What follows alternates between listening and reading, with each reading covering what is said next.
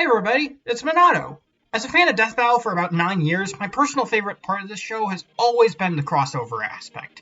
Seeing two characters who'd normally never meet interacting with each other and battling it out was always interesting to me ever since I was a teenager. As someone who's been watching for so long, naturally I've come across a lot of ideas for episodes. And since it's a wonderful feeling to see one of your most wanted matchups get an episode, I decided to make a list of my own favorite matchups. I've been putting this video off for a long time after the future of Death Battle was left uncertain, but recently they came back with a Kickstarter campaign that has been overwhelmingly successful. So much so that two of my most wanted matchups got announced and funded within a day, so I'm gonna need to adjust my list accordingly. This is my top 20 most wanted death battles, besides Kratos vs. Asura and Simone vs. Kyle. Just keep in mind that I wrote and recorded most of this list before Rooster Teeth shut down and Death Battle went indie. So if I say anything like Death Battle should really do a Yu-Gi-Oh matchup, I'm technically still right.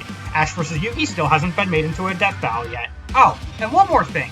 I will be spoiling a lot of the franchises I'll be talking about in this video, so don't be afraid to skip certain entries and come back to them later. Now, without further ado, it's time for a Death Battle wish list!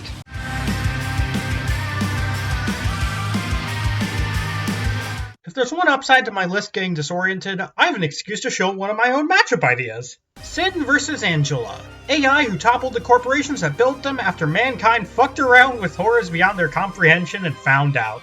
The connections aren't much, but I think the aesthetic really makes up for it since Sin's Eldritch form fits right at home with the horrors you'd see in Lobotomy Corporation and Library of Ruina. I also think the fight has a lot of potential. Angela would probably try to go for the kill immediately, like when she first met Roland, not aware of Sin's regeneration when the fight starts. This could prompt Angela to use the powers of multiple abnormalities from her boss fights as she looks for one that can kill Sin for good. This could include creating explosions with fourth match flame, overwhelming her with spiders via red eyes, trying to kill her from the inside with Letitia, using green stem to restrain her with vines, or pretty much any of her other forms from her fights in Library of Ruina. As the fight would go on, Sin would eventually deform into an almost unrecognizable abomination towering over Angela, which would force her to break out her most powerful form for the climax, Paradise Lost. And then there's the kill. Pretty sure Sin wins this pretty handily, so imagine Ultron vs. Sigma's finisher, but from the outside and with body horror as Angela's body contorts like some Eldritch abomination. The matchup vibes well, the fight could be awesome, and the music could be incredible given Library of Ruina's soundtrack. I honestly love this idea. It probably won't happen, but I still wanted to talk about it. And hey, if Library of Ruina got popular enough, I could be proven wrong.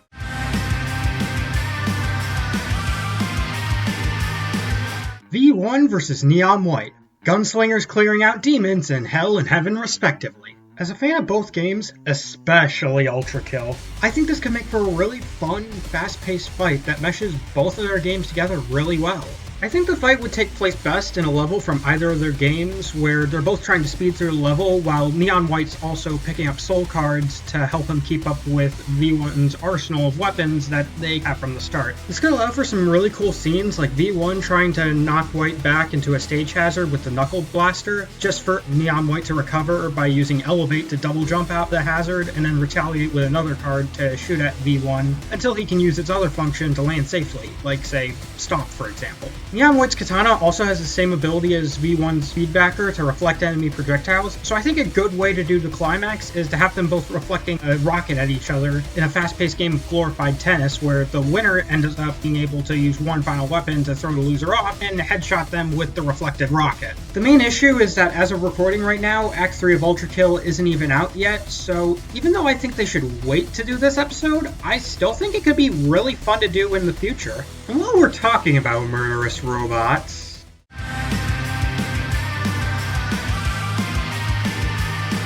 has anyone else ever noticed that we haven't had a 2v2 since Season 3? Sure, they've shown interest in other duo matchups in the Battle and Tournament of Champions, but neither of those matchups won. I bring this up because I'd like to talk about my personal favorite of these types of matchups. Komaru and Toko vs. Uzi and N.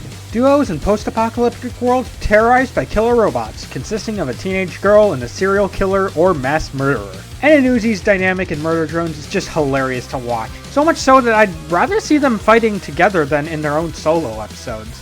The banter in general could provide for some entertaining interactions amongst all four of them, with how blissfully naive Komaru and En both are, contrasting with how angsty Uzi is and how much of a nutcase Genocide Jack is. Their arsenals also bounce off each other really well. Komaru's hacking gun is actually usable here since En and Uzi are both robots, and the fact that it's a 2v2 means that there's a lot of creative potential that the hacking gun offers, such as using Move to counter Uzi's railgun or briefly controlling one of them with Link. And of course, there's the dance bullet. You can't not use that one to work in En and Uzi's prom dance while one of them's being forced to dance and the other has to keep up while simultaneously dodging shots. The scene almost writes itself. Has a disassembly drone, and also has interchangeable hands that let him freely switch between melee weapons to get up close fighting Genocide Jack, and ranged weapons for when he's firing back at Komaru, as well as the regeneration to take plenty of punishment from both of them. And then there's Uzi's Absolute Solver, which lets her use telekinesis, and that's also why this isn't higher on the list. Since Murder Drones is still in the middle of its first season, we haven't seen Uzi do much with the Solver compared to Doll, other than creating small black holes when she starts to lose control of it. It'd probably be better to just let the series continue so she has more to work with. Still, it'd be cool to see them cover a web series that's not affiliated with Rooster Teeth, and it'd probably be really easy to get both En and Uzi's official voice actors to reprise their roles. Hell, it wouldn't even be the first time they've cast Elsie Lovelock or Michael Kovac. Boy, I sure hope Murder Drones gets more than one season so this segment ages well.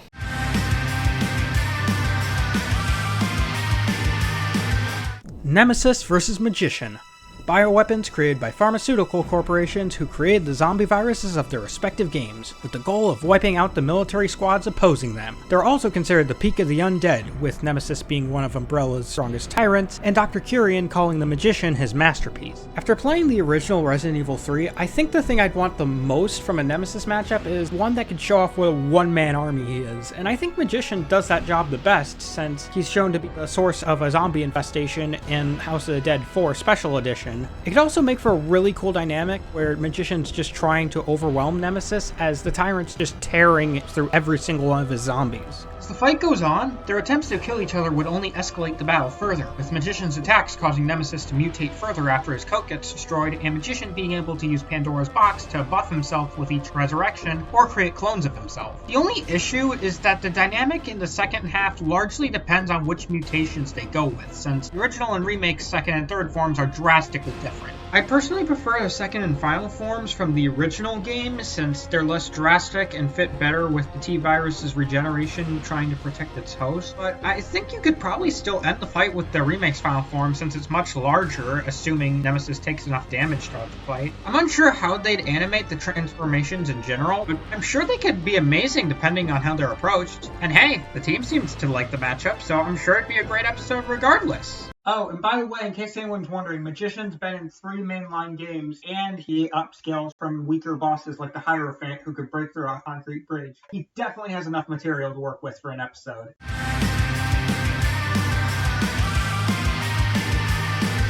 Fullmetal Alchemist Brotherhood is one of my favorite anime ever. I love all the lovable characters, the interesting story, the awesome opening themes, and holy shit did it deserve a better episode than it actually got. Usually Solid Snake versus King Bradley is the first matchup that comes up when people talk about good matchups for Fullmetal Alchemist to return, but honestly, I'd say Father versus Emperor Bellows is my personal favorite. Manipulative, holier-than-thou villains who work behind the scenes for centuries to carry out a plan to wipe out an entire country. This could play really well into the banter as they both lecture each other about their opposite ideals, with Bellows believing he's a savior that's ridding humanity of evil, while Father believes that humanity is completely beneath him. He could probably even call Bellows a hypocrite for no longer being human himself. Father's alchemy could also play well off of Bellows' magic throughout the fight, especially given Bellows mostly uses elemental magic and control over his unstable body. I imagine as the fight progresses, they'd gradually begin to lose their composure until Bellows loses all control and mutates into his sludge form, where the fight just devolves into a brutal slug out. And since I hear Bellows wins, I think a good way to do the finisher is to have Father attempt to use Bellows' unstable body against him by deconstructing it into a liquid state, only for it to backfire when Bellows is able to enter Father's body and absorb all the souls within the Philosopher's Stone, which reduces Father to a lifeless husk before Bellows takes full control.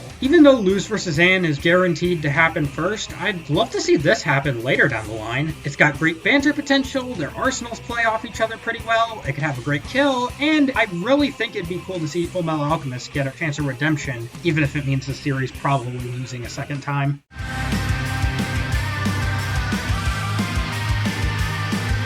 Scarecrow vs. Mysterio. With all the Herald, Marvel vs. DC fights they've done in the last few seasons, it's been a while since we've gotten just a regular street tier fight, and I think this one's easily the best matchup. I mean, what can I say about the animation potential that everyone else hasn't already said? So you do almost anything with the animation while indicating whose tricks are whose by making Mysterio's illusions more grand and Scarecrow's hallucinations more creepy. Mysterio's helmet also doesn't hinder the animation as much as you'd think, since Scarecrow can still inject the fear toxin into him with a syringe or a dart. Imagery aside, it could also offer a fun dynamic where both are trying to throw each other off with their own illusions and hallucinations while trying to see through each other's. There's a lot of creativity that this fight could offer, and it really makes me curious to see how they'd animate it. Plus, Scarecrow is one of my favorite Batman villains, and Mysterio is my favorite Spider-Man villain.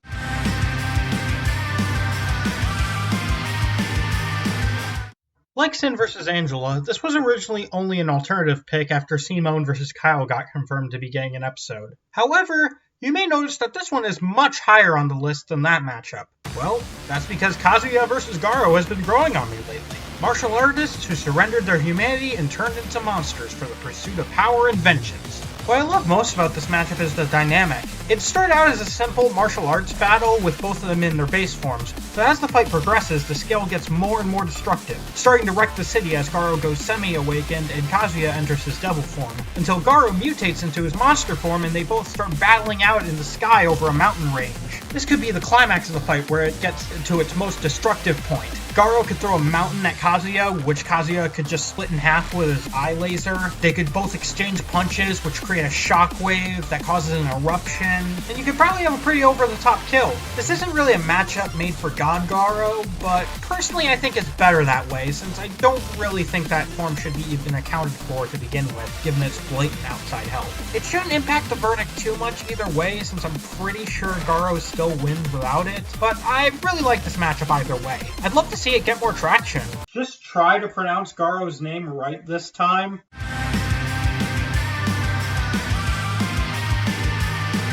Whenever horror matchups are brought up, most people usually think of a fight between two serial killers or monsters ripping each other to shreds, along with any unfortunate bystanders. But what about the inverse of that? A matchup between two regular people just trying to outlast each other while put up against those kinds of horrors. Well, James Sunderland vs. Simon Henriksen is exactly that. Two mentally broken survival horror protagonists tortured by monsters created from their own psyches. I think this matchup in particular could have two really strong character analyses by discussing not just their traumas in their respective games, but also the inner demons they faced throughout, what they represented, and the different ways they came to terms with their trauma depending on what ending you got. You could even have some of those monsters be relevant by having them appear in the fight as the ones that they're trying to avoid the entire time. For the fight itself, I imagine you'd have it take place in an abandoned apartment building that both are trapped inside by lying figures, mannequins, slowers, strangers, and various other monsters from both games. It is still James versus Simon, so of course you'd have some gunfights and probably even a melee scuffle at the very end, but you could also have segments in between where they have to stop to fend off monsters or maybe even search other rooms for supplies. For example, I'd love to see a triple gunfight where Simon has to deal with James and a suicider at the same time and runs off to take the suicider's Glock ammo after he's done with them. At the climax, their inner demons will start to really close in on them, and they end up in a final melee fight to preserve what little ammo they have left, or the all too familiar sounds of metal scraping the floor and a revving chainsaw can be heard. The fight ends with one last quick draw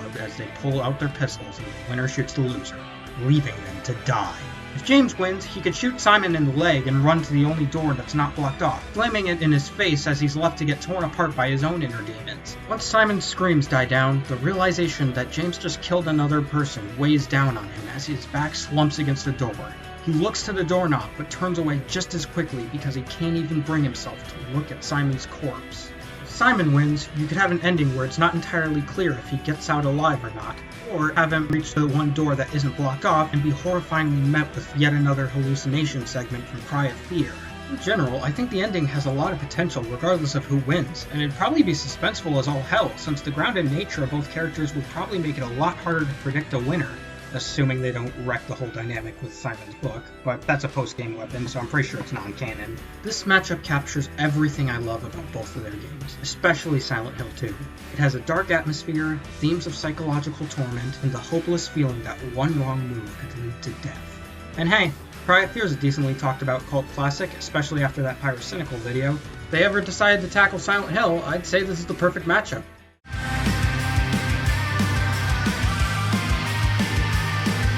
Soma Cruz vs Donovan Bane. Monster slayers with a dark vampiric side that they struggle to keep at bay, with Soma being the reincarnation of Dracula and Donovan being half vampire. The difference is that Soma was able to ultimately reject Dracula's influence and live out a normal life, while Donovan succumbed to his vampiric blood and became D, which led to him being killed by his friend Anita, which is ironically Soma's fate in the bad ending of Dawn of Sorrow. This matchup feels like a perfect fit for both characters in my opinion because of the storytelling potential it offers. For the setup, I'd picture it happening in Celia's castle, with Donovan trying to stop the rebirth of Dracula by taking out all the Dark Lord candidates. This obviously leads to him picking a fight with Soma, which starts as a sword fight before Soma's various souls and Donovan's spirits quickly get involved. This could allow for some fun interactions between summons while adding some stakes as the fight goes on, since Donovan can also seal away Soma's summons, leaving him with fewer souls to work with as the fight progresses. Eventually, Soma's summons would overwhelm Donovan and force him to resort to his vampiric state, which ends up turning him into D, where he becomes a lot more ruthless and is able to get up close far more easily due to Soma losing so many of his summons during the first half of the fight. This could lead to a climax where Soma's using the more up-close and personal souls that he still has to try and free D of his curse. Since Soma wins this pretty easily from what I've seen, the fight could end with him managing to slay D, who has a final moment of clarity as Donovan, and thanks Soma for freeing him. As Donovan draws his last breath, Soma's left to reflect on what happened to him, and how it could just as easily happen to him too. Oh, and Castlevania vs Darkstalkers is also an amazing series pairing aesthetically. How come no one ever talks about that?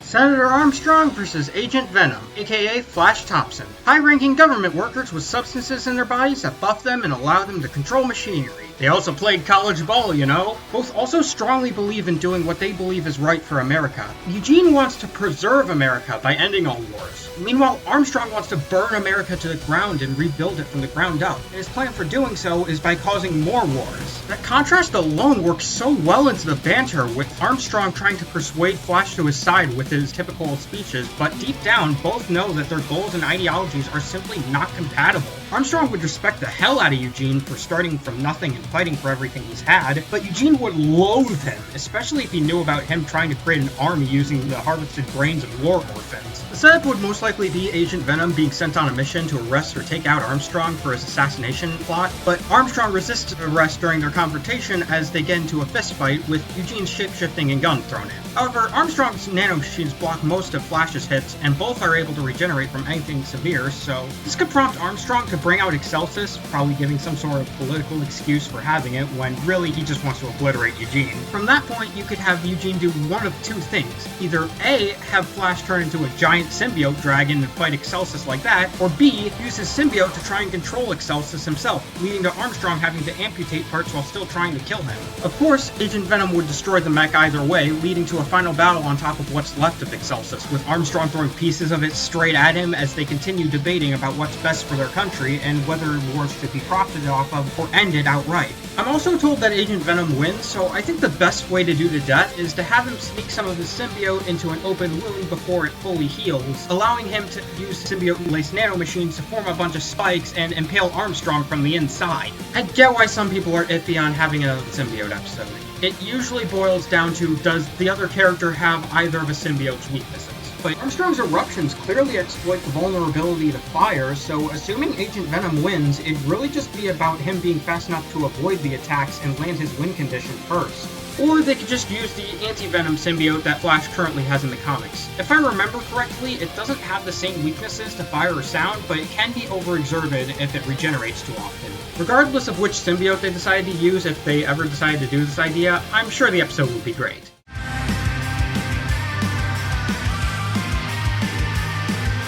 If there's any series I think needs a second chance, I'd say it's BlazBlue with absolutely no hesitation. The whole series got trashed relentlessly in its last outing, and the only other episode was from early season 1. Aside from getting an episode that isn't either severely dated or a burning trash fire, the series has a lot to offer with its awesome music and some great matchups to pick from, like Ragna vs. Velvet or Terami vs. Roa. However, my personal favorite of these matchups is, without a doubt, Rachel vs. Romelia. Aristocratic vampires who are centuries old despite their appearances. Despite the connections, this matchup gets this high on the list because of just about everything else about it. The banter alone almost writes itself, with Romelia's overblown and childish behavior making her likely to get some entertaining reactions to Rachel's sarcastic and often condescending remarks. I also think they could play pretty well off each other's arsenals. Rachel's fighting style revolves around setting traps and luring her opponents into them, which I think could bounce really well off Touhou's bullet hell gameplay. And Romelia has been in one of the Touhou fighting games too, so she could also play off BlazBlue's fast-paced combat. Given super moves in general weren't even present in Ragnar vs. Soul, I'd love to see Rachel's distortion drives get implemented in their own unique ways too, since they essentially have the same function as spell cards by making projectiles rain everywhere. As for the music potential, this actually might be the best matchup on this entire list in that regard. Touhou's not just another video game series with an amazing soundtrack, it's practically famous for having a great soundtrack. It also helps that BlazBlue and Touhou doesn't just sound like a great music pairing on its own, but also Queen of Rose and Septet for the Dead Princess specifically sound like a perfect match. Especially if you take inspiration from the Luna Knights remix from the latter. My only real worry with this matchup is the off chance that they might accidentally use feats from Fanon Media. Mostly memories of Phantasm. I say this like I didn't use Luna Knights as an example for music potential. Just get the right researcher, and this easy mistake could probably be avoided just as easily. Still kinda want to see Touhou anyways, and I need BlazBlue to come back already.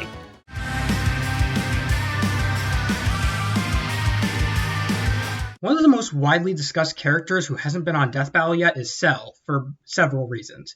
I've seen a lot of people discuss potential opponents from Garo to Dark Samus to even some more niche but really interesting picks like Evolto. However, if I had to pick a personal favorite for Cell, it's Metal Sonic, by far. Both are the creations of mad scientists designed to surpass the main hero in every way possible by replicating not just their abilities but the abilities of other fighters as well. This sticks out to me compared to other Cell matchups given just how much potential I see in their dynamic. The setup writes itself. Eggman knows he can't continue his plans of world domination if the world gets destroyed, so he sends Metal Sonic to get rid of Cell for him. From there, the fight would start out with Cell countering most of Metal Sonic's attacks and taunting him until he goes Neo, copying Cell's data, allowing him to replicate his key techniques in martial arts. Metal Sonic could start throwing out multiple copied abilities from not just Cell, but also various Sonic characters until he obliterates most of his body with a copied Kamehameha. Cell would then come back in his super perfect form and mock Metal Sonic for imperfectly copying the move, only for Neo Metal Sonic to transform into Metal Overlord by merging with the whole Cell Games arena, just to keep Cell from upstaging him. This would be the climax where both are gloating about their superiority, and you could even have a reference to the Team Blast from Sonic Heroes, with Cell either using multi-form technique or spawning a couple Cell Juniors to help him out with it. There's just so much you could do with this fight that even though I know they wouldn't be able to fit all my ideas into a 3 to 4 minute fight, I'd love to see what they come up with themselves. Banter also isn't as much of an issue as some might think, since Metal Sonic can talk in his Neo and Metal Overlord forms, so just have him get forced to transform into Neo early and it should be fine. Cell could easily make snarky comments about Metal Sonic copying his key techniques, and Metal Sonic would still be able to fire back. I also think Metal Sonic's analysis could be given a fresh spin from his last episode if they covered some of his story in the IDW comics, which are canon by the way. As I said, Cell has so many different opponents to pick from that I don't know if they'd even do this one in particular, but man, it'd make me so happy if they did.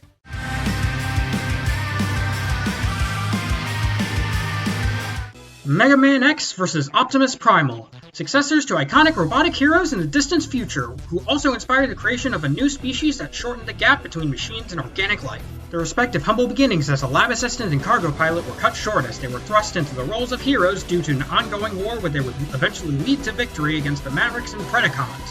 However, they nearly caused the extinction of their own race due to the questionable moral choices they made during the Elf Wars and the end of the Beast Wars respectively, but made things right in the end by giving their life to restore the world and even guided the next generation as a spirit.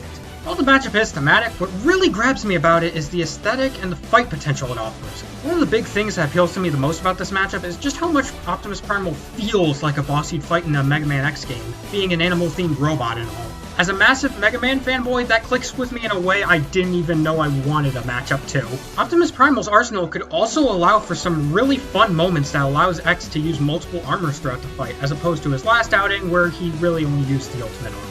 For example, when Primal's using the dual blades, X could don the blade armor to help him keep up in close combat. When Primal's flying with his jetpack or rocket surfboard, X could equip the Falcon armor and get into an aerial battle with him. There's just a lot of creative potential that this matchup could offer, and it really makes me hope that this still happens on its own sometime in the future, since it already lost the Tournament Champions.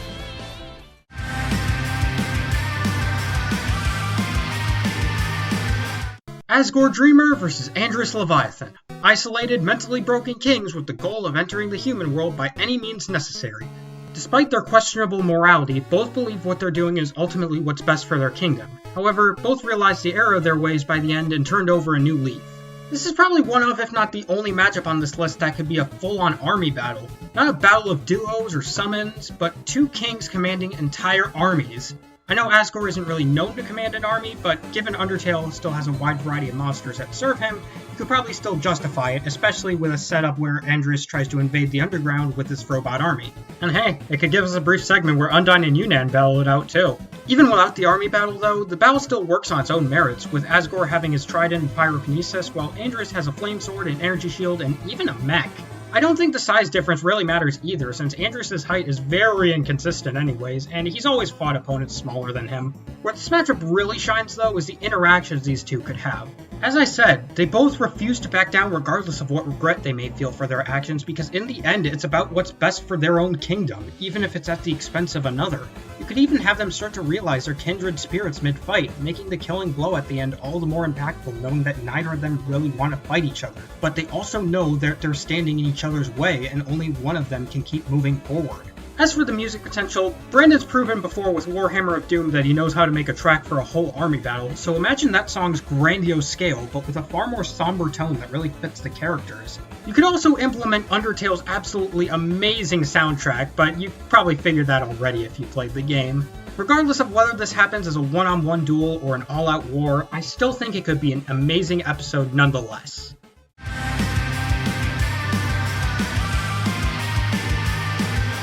Hakuto Maruki vs. Ino.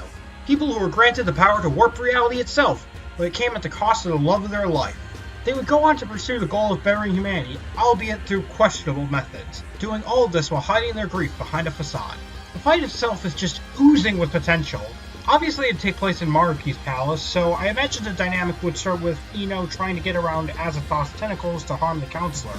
As this is happening, Maruki would have a friendly chat with Ino, or at least attempt to, just as he would with any of his other patients, but Ino would just spend the whole time just insulting him and cussing him out. During this phase, I'd love to see Maruki play off Ino's moveset with Azathoth and possibly shadows he can summon from his palace, kinda like he did during Cendrion's boss fight. For example, when Ino uses one for instant kills, I'd love to see Azathoth use a tentacle of assistance to either weaken Ino just enough to allow Maruki to survive the attack, or use a tentacle of protection to take a hit for him. Of course, Azathoth wouldn't be able to protect Maruki forever, so Ino would eventually get through and have a chance to get up close and personal, leading to a brief melee fight with Marlene and Maruki's staff. Ino would obviously get the upper hand due to having more experience with close combat, forcing Maruki to evolve his persona into Adam Cadmon, ramping up the fight's destructive scale and inevitably forcing Ino to enter her god form, which could turn the battle into a kaiju fight. Since Ino is more cold and uncaring in her god form, this could be the point where they truly debate their ideals and what's truly best for humanity. The music also has a lot of potential, with both having amazing themes to take inspiration from for a track, and Ino's arsenal being centered around music means you could potentially have her manipulate the score during some segments of the fight. It would definitely make for a great vocal track, especially if the lyrics are from the point of view of both characters, like Throw Away Your Mask for example. The only downside is that I'm pretty sure Maruki loses, unless they end up buying SMT scaling, which I doubt they would. Either way, Guilty Gear desperately needs a run back.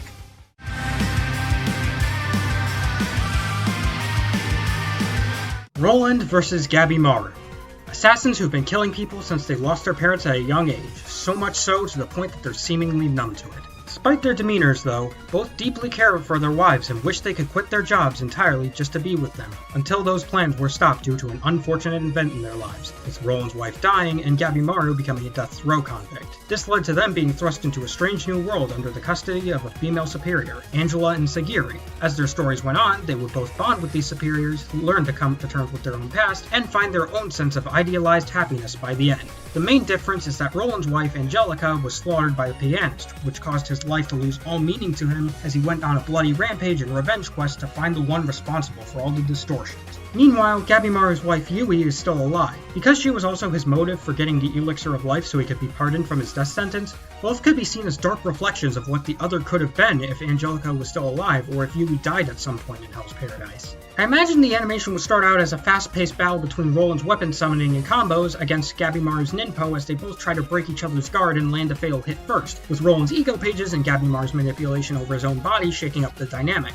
I'd love to see a scene where Gabimaru tenses up his neck to break one of Roland's swords as he attempts to decapitate him, similarly to the opening scene of Hell's Paradise. At one point, Roland could probably make a snarky remark that prompts Gabimaru to say something that strikes a nerve with him, similarly to the beginning of one of his floor realizations, which leads into the second act. Roland distorts into the wielder of suffocating Haze, a behemoth that looks straight out of Hell's Paradise and spawns smaller, smoldering byproducts that fight alongside him. This could be when Gabimaru enters this aesthetic blaze state, burning through all the byproducts and fending off the giant distortion. Then in the final act, Roland would be forced into his other distorted form, Black Silence, which I'm going to call for convenience since it's 3 phases of Roland's fight that all have different names. This final phase would be similar to the first act's fast-paced fight, but with Black Silence having faster and deadlier attacks, which eventually allow him to mortally wound Gabimaru and force him to inject himself with Flower Tau. This could be when the battle becomes its absolute bloodiest, with Gabimaru's new regeneration allowing him to keep fighting back despite the normally fatal blows Black Silence is inflicting on him. This could lead to the climax when the Black Silence finally uses all his weapons and gets to use Furioso,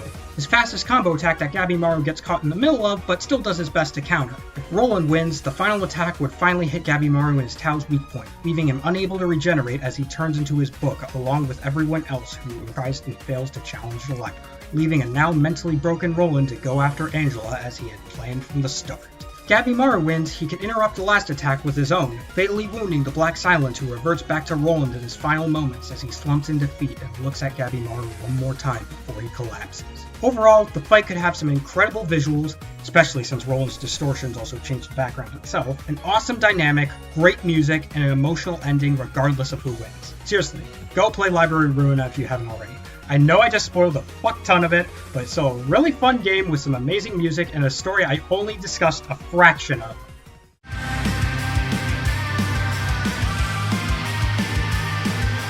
Palpatine vs. Xehanort, Duel of the Deceptive Lords of Darkness. I don't get why people call this Yoda vs. King Mickey 2.0. This matchup is way different.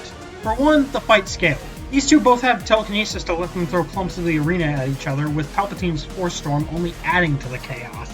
You could also probably get a lot out of their master manipulation, with both of them trying to outsmart each other, and Palpatine in particular trying to throw Xehanort off by casting illusions. I can't say much about how the fight would progress, but for the climax, I think you could have a really cool scene where Xehanort tries to call upon Kingdom Hearts itself to rip what little light there is in Palpatine's heart, which leads to Palpatine either continuing to fight as a Heartless due to already embracing the dark side, or to reveal Palpatine never had any light to begin with as he laughs at Xehanort. And of course, since both are ridiculously hard to kill, you gotta have a finisher involving either Palpatine's astral form trying to drag Xehanort down with him, or attempting to possess his body, since I'm pretty sure that Xehanort wins either way. Do I even need to mention the music potential? Just go listen to a Kingdom Hearts final boss theme, or just listen to This Heartless Empire. Brandon Yates managed to make a 12-minute track of this matchup already. Even though I haven't played Kingdom Hearts, this used to be my #1 most wanted death battle for just how much you could do with it. Let that tell you just how good these last 3 are.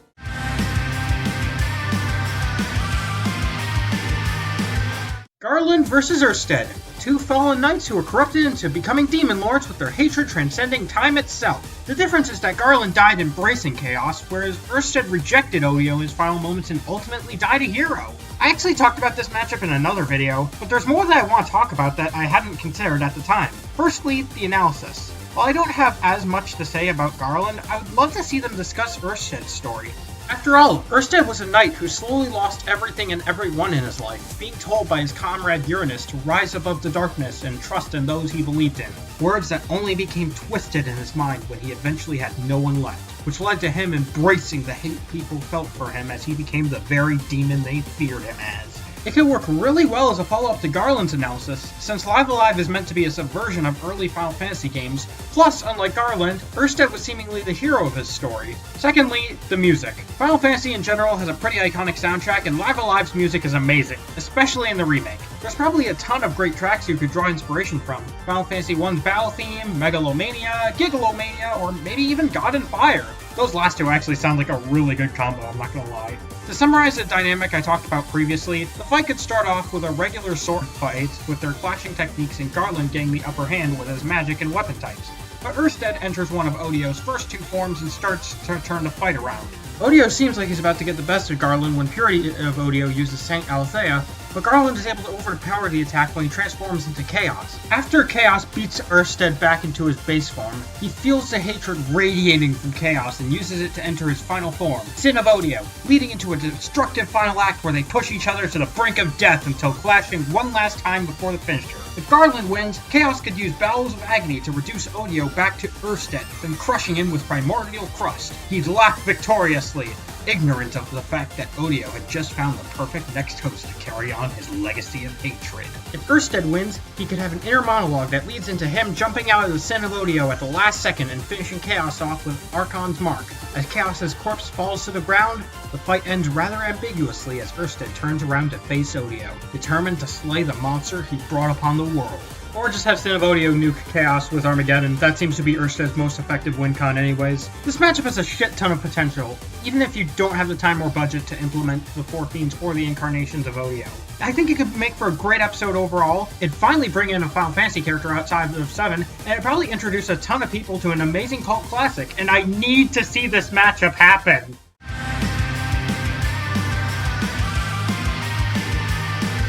Kuroto Dan vs Seto Kaiba, rich gaming CEOs who are arrogant assholes. This matchup really shines the brightest with its dynamic, with Kuroto's Gashats and Kaiba's deck constantly shifting the dynamic as Kaiba tries to deplete Kuroto's 99 lives. The fight could start out with Kuroto battling Kaiba's dual monsters with his bare hands using Proto Mighty Action X, such as, say, Kaiba uses Hitatsumi Giant, which Kuroto has to climb up like a Shadow of the Colossus boss before he rips its eye out like the Cyclops finisher in God of War 2. Then, as Kaiba starts sending out stronger monsters, Kuroto switches to Dangerous Zombies, sending out hordes of zombies that force him to go on the defensive while he's still trying to find ways to take out Kuroto. Once Kaiba finally gets the upper hand over Dangerous Zombie, the climax initiates with Kuroto equipping God Maximum Mighty X to battle against Kaiba's strongest cards, namely Blue Eyes Ultimate Dragon and Obelisk the Tormentor. You could even have Kuroto use Cosmic Chronicle to swing the moon at Kaiba, just for Obelisk to hit it right back at him. I hear that Kaiba wins, so I think a good way to do the death is to have Kuroto get the upper hand, and he's ready to use his finishing move, God Maximum Critical Blessing. But this only activates Kaiba's trap card, the Crush Card Virus, which is able to just shut down all of Kuroto's tech and leave him defenseless as Kaiba finishes him off. And that's just the animation. Of course, the banter could also be really entertaining with Kaiba's stern, biting remarks contrasting with just how much of an unhinged lunatic Kuroto is. Not only is this matchup finale worthy, but I'd actually argue that it's worth doing a finale since Kamen Rider and Yu-Gi-Oh! Are both highly requested franchises to come onto Death Battle. It might be weird seeing it this high compared to Garland vs Oersted, which I had a lot more to say about, but it really just is a matchup I just love to death. And there's only one other matchup that I love more than it. But before we get to that, let's go over some honorable mentions first. Lord Draken vs Omazeo. Seriously, Death Battle, stop sleeping on Kamen Rider. Spike vs Revy.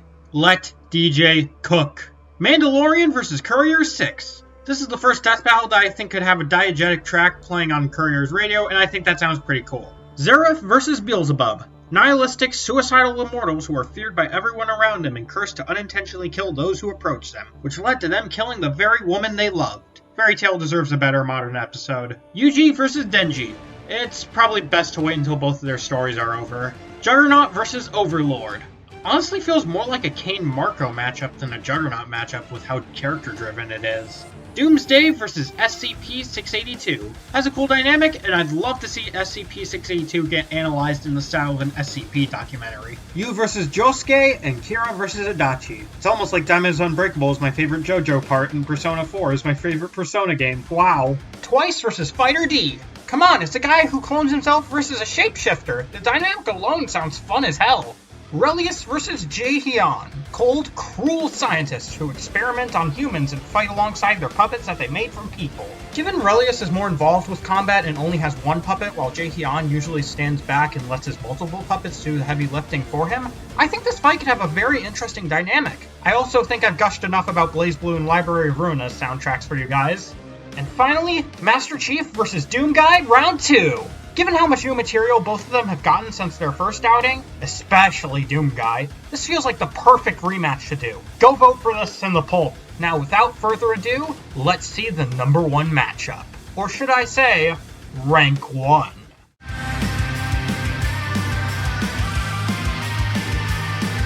It's game time!